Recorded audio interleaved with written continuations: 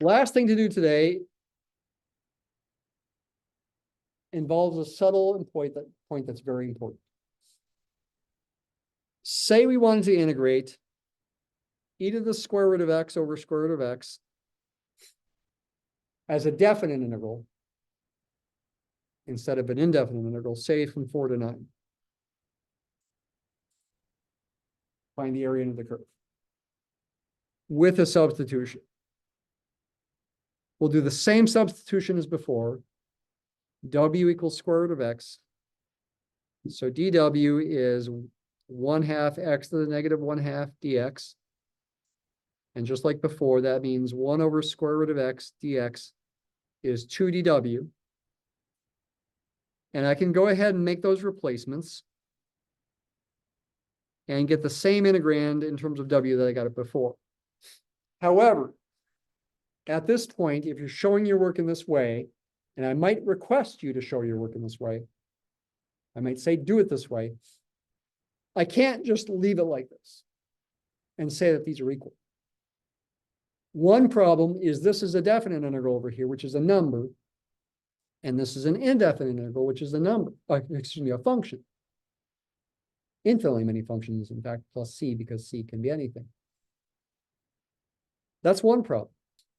How do I fix that problem? I put limits of integration here. But I can't put 4 and 9 because of the substitution.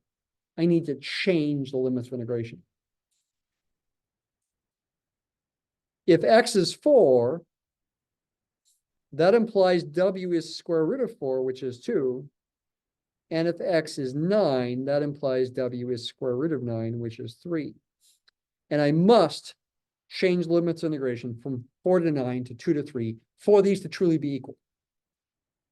If you keep them 4 to 9, they won't be equal, and you'll get points taken off. And to emphasize this point, I probably will request that you do this on exam 1, not the gateway. Exam 1, maybe even the mini exam.